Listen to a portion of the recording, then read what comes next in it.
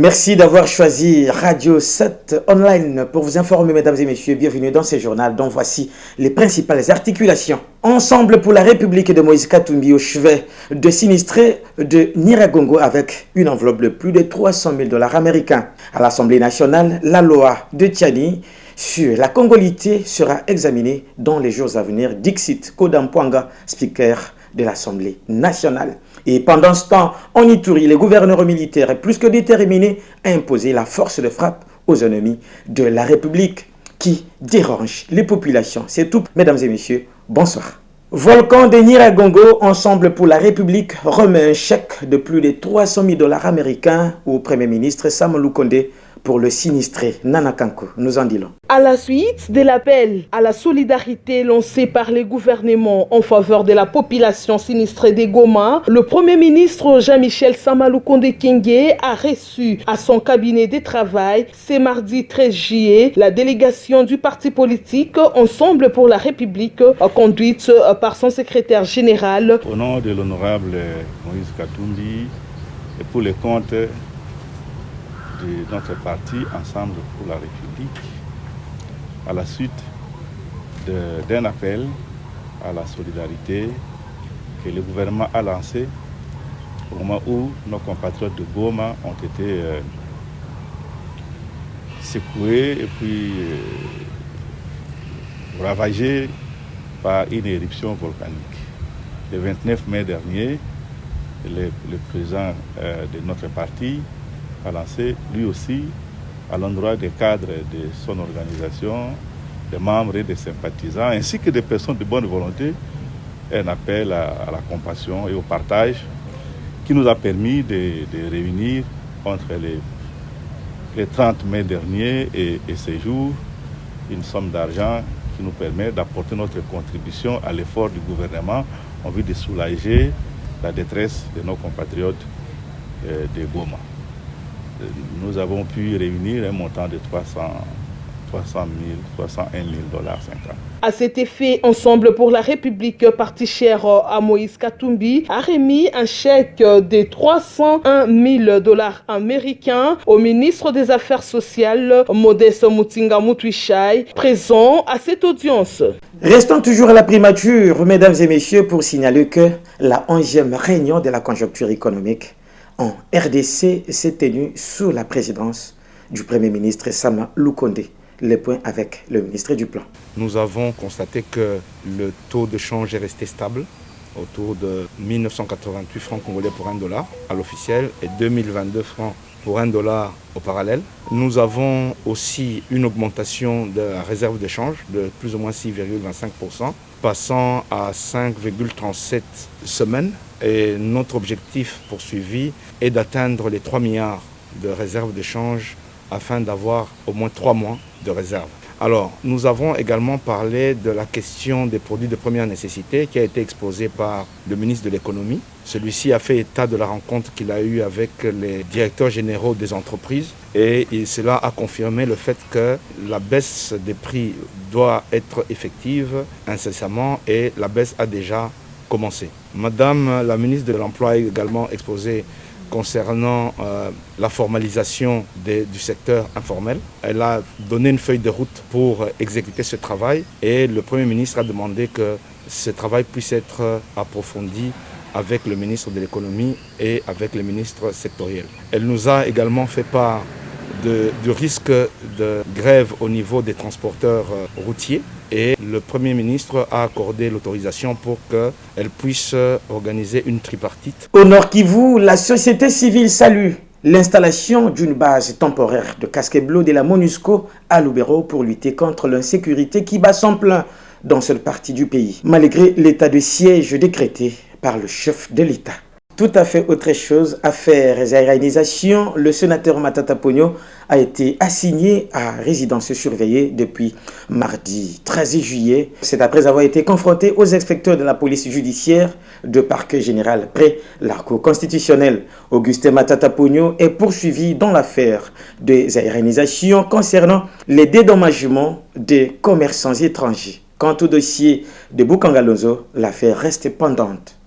Pendant que les proches de Moïse Katumbi crient au scandale après le dépôt de la proposition de loi Noël Tchani à l'Assemblée nationale, le président Christophe Nkodia annonce l'examen prochain de cette loi. Thierry Kassongo. La proposition de loi Noël Tchani, endossée par les députés nationaux Tingui Pouloulou, entre dans le cadre de l'exercice de la tradition politico-parlementaire, révèle le speaker de la Chambre basse du Parlement, Christophe Bossoko Diapwanga, qui précise cependant que cette proposition est alignée pour examen minutieux. La proposition de l'honorable Tingui Pouloulou convient d'être classé comme tant d'autres dans l'exercice normal des fonctions parlementaires par un élu à qui l'on ne peut interdire de jouer son rôle. Elle relève de la liberté d'expression garantie à tous les Congolais, de surcroît un député national. Ce faisant, cette initiative ne devrait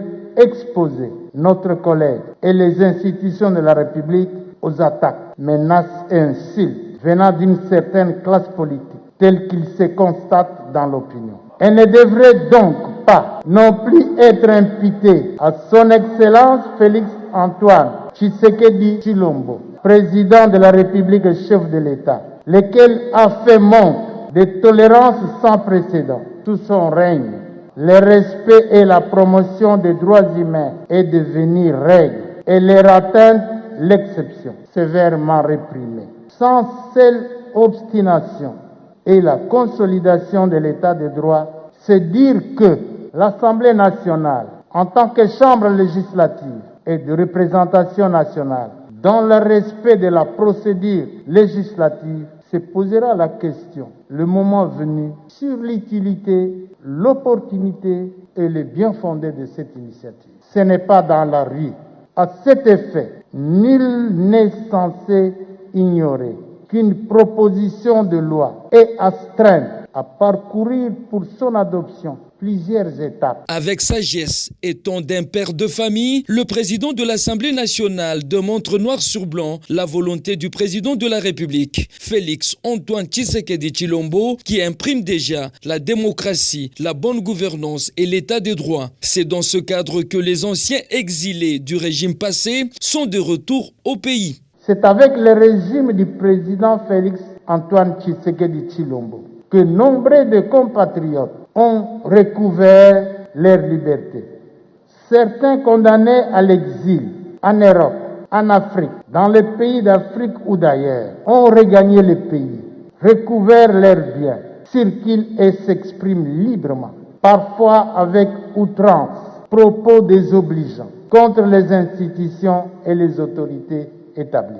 Si ce n'est un cadeau, il s'agit tout de même d'une expression clairement établie de bonne foi et d'amour pour son pays et ses compatriotes, d'un attachement indéfectible à l'état des droits démocratiques pour lesquels il a sacrifié sa jeunesse. Pendant ce temps, du côté de proches de Moïse Katumbi Tchapwe, le ton est tellement élevé pour dire non à cette loi qui vise leur candidat potentiel à la présidentielle de 2023.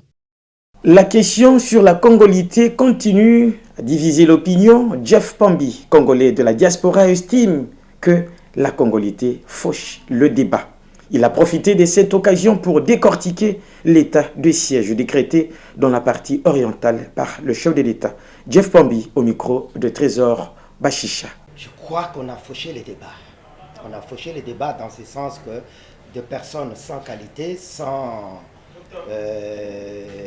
niveau voulu d'intervention sur cette question très importante et essentielle pour la vie du pays, s'en sont mêlés. Et on en est arrivé à ce que certains appelleraient, j'aime pas trop dire le mot, congolité.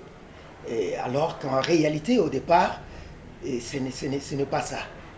La question ici était simplement d'essayer de renforcer un peu les critères d'éligibilité au poste, ou du moins à la candidature au poste de président de la République. Et je considère ça comme une question assez naturelle, banale même je dirais, mais essentielle pour la nation, dans la mesure où il s'agit là d'un poste de souveraineté. nationale. On ne dit pas que le fait d'être congolais d'origine, en l'occurrence, fait de vous la personne la mieux indiquée, la plus qualifiée pour être un bon président de la République. Là n'est pas la question. Mais ici, il est juste question de souveraineté nationale. Et au-delà de cela, nous, à notre niveau de la diaspora congolaise fédérée à DCFC, nous avons évoqué un autre point, c'est celui de la nationalité même du Congolais. Au grand mot, grand remède. C'est-à-dire qu'après avoir fait un diagnostic particulier de la situation de notre pays de manière globale, et plus encore de manière spécifique par rapport à la situation qui prévaut à l'est de notre pays, il se trouve que nos populations de l'est, particulièrement la zone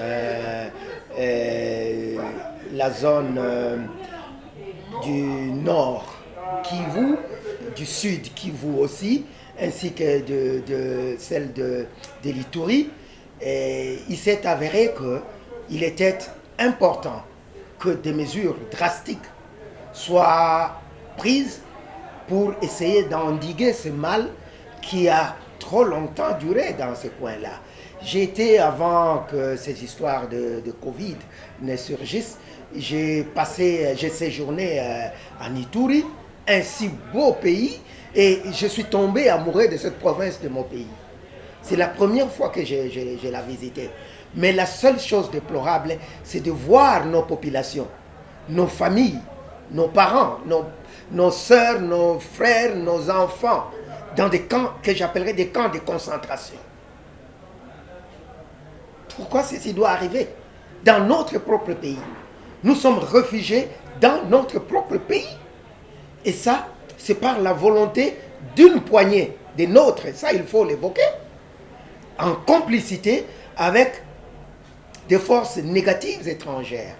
Donc il était tout à fait normal et naturel que le chef de l'État, qui en a la première responsabilité dans ce pays, c'est à lui de prendre des dispositions pour sécuriser cette nation avec tout l'outillage qu'il a en sa disposition. État de siège, justice militaire, la cour militaire vient de condamner une dame répondant au nom d'Espérance Bangouni pour détention, 2 armes de guerre et l'écope de 10 ans de prison. Sarah Mbemba et Achen Ndoulou pour le reportage. Madame Espérance Bagouni Sezikana, âgée de 27 ans révolus, poursuivie pour détention illégale de munitions de guerre, appréhendée avec un bidon de 5 litres contenant 437 cartouches, condamnée au premier jugement à 20 ans de servitude pénale principale par les tribunaux militaires de garnison en date du 28 août 2020. En appel de son jugement, la cour militaire de l'Ituri a minutieusement examiner le dossier pour rendre son arrêt. Son premier président, le lieutenant-colonel Dienga Akelele, a prononcé son verdict au degré d'appel condamnant Madame Espérance Bagouni à 10 ans de servitude pénale principale.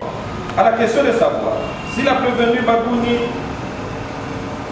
Espérance est coupable des faits mis à sa charge, à la majorité des voix demandées de sa composition, la Cour a répondu par oui. Ensuite, à la question de savoir si elle peut bénéficier des circonstances atténuantes d'une cause de justification subjective ou objective, d'une cause d'excuse absolutoire ou d'insulte, à la majorité des voix des membres de sa composition, la Cour a répondu par oui en ce qui concerne les circonstances atténuantes qui confirment sa détention. Depuis l'instauration de l'état de siège en Ituri, l'auditorat, les tribunaux et la cour militaire servent de levier à l'exécutif provincial dirigé par le lieutenant-général Luboyanka Chamadjoni, qui mène une lutte sans merci contre toute forme de antivaleurs au sein des forces de défense, de sécurité et des civils détenteurs illégaux d'armes et munitions de guerre, dont l'objectif final est de faire taire les armes en Ituri. Restons encore en Ituri pour dire que les forces armées de la République démocratique du Congo sont plus que déterminées à éradiquer l'ennemi jusqu'à la dernière ligne. C'est dans ce sens que le gouverneur militaire Le lieutenant général Johnny Lubuya multiplie avec les FARDC des opérations de grandes envergures. Suivez. Les forces armées de la République démocratique du Congo montent en puissance du jour au lendemain en Ituri sous le commandement du gouverneur militaire, le lieutenant-général Luboya Kanshamadjoni. Elle mène les opérations militaires éclairées et combinées contre les terroristes d'ADF MTM dans le territoire du Rumu, en chefferie de Walese Vunkutu. Au sol, les vaillants militaires de forces armées sont dotés et équipés d'une logistique adéquate. Ils font preuve de vouloir et de pouvoir combattre l'ennemi et le neutraliser. Ces unités de terre bénéficient d'un appui fait aérien composé des hélicoptères d'attaque qui portent soutien dans leur progression vers la destruction définitive de l'ennemi, où 5 bastions de ZADF sont détruits par les forces armées, à savoir Masangalo, Mugulu, Mbelude, Moina et Zunguluka. L'effet final recherché dans ces opérations, en ce temps de l'état de siège en Ituri, la défense du territoire national, la restauration de l'autorité de l'État ainsi que la noble paix. Tel est le GV du chef de l'État et commandant suprême des forces armées et de la police nationale congolaise, Félix Tshisekedi Tshilombo. Par ailleurs, pour pérenniser les acquis opérationnels de l'état de siège en Ituri,